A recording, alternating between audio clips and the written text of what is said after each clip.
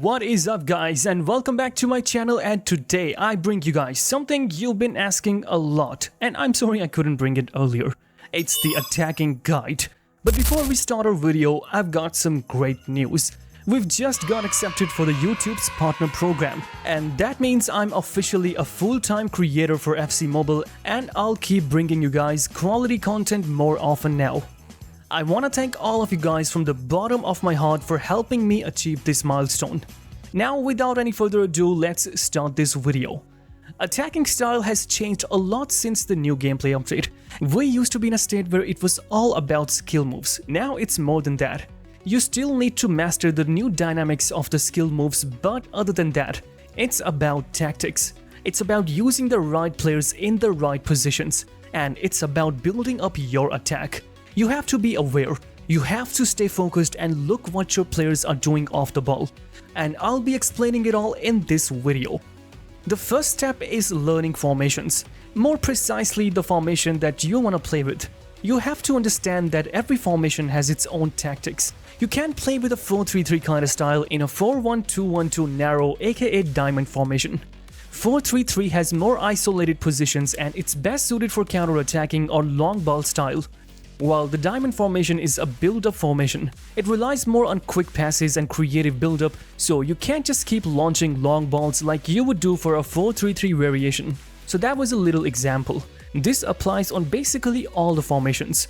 I have made a tactical guide for 3 of the best formations in the game right now, and you can check out that video as well. I'll make more formation guides in the coming days too, so stay tuned for those. After you understand how you should play with your formation, you have to follow these tips. You have to stay patient. Patience gets you in a lot of good situations. There might be some situations where you want to try a skill move to get into space, but instead of doing that, just slowing down, turning back and passing to your teammates can be a better option. Even when you're shooting, you don't have to always perform the skill moves to get into scoring positions. You can just wait and the opportunity comes to you, and that brings the next tip, which is trying to read your opponent's mind. Football is all about mind games. You're trying to guess what your opponent will do, and one of you will fail to judge. You have to be the winner. When your opponent faces you, he's just trying to guess what your next move is. Here, my opponent was counting on me to use lane change, which seems like the most ideal choice, but I could see he was patiently waiting for me to make a move, so instead of using any skill move, I used the time he was giving me to charge up my finesse and score the goal.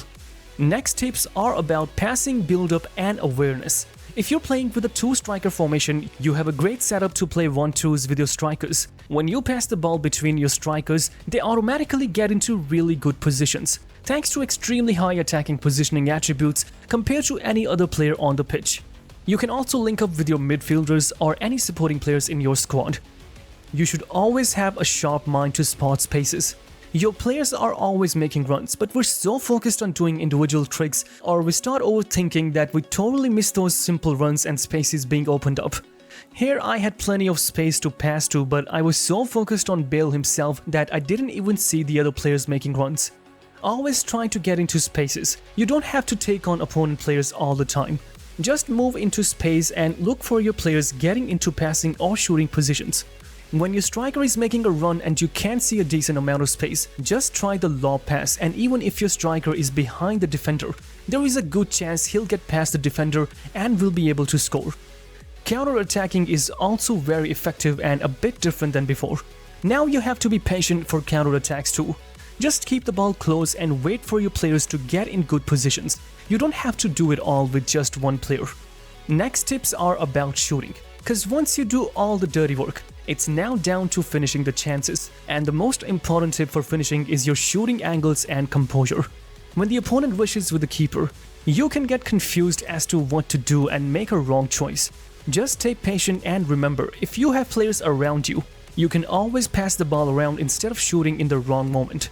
Shooting angles are very important, especially in these scenarios, and most of us miss these chances so many times, and we start blaming the game for being so bad or scripted.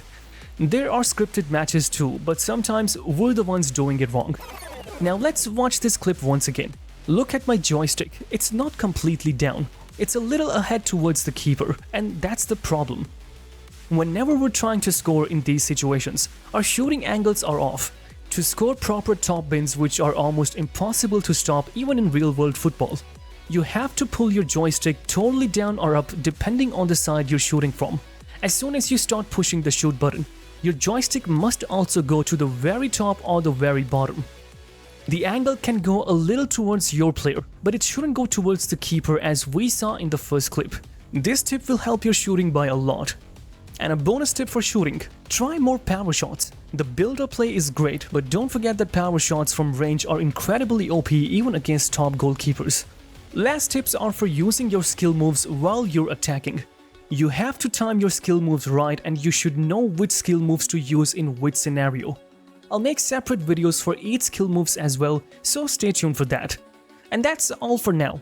I hope you guys enjoyed today's video, and if you did, please don't forget to like this video, subscribe to the channel, and also you can now join my Discord server as well. The link will be in the description. I'll see you guys in the next one.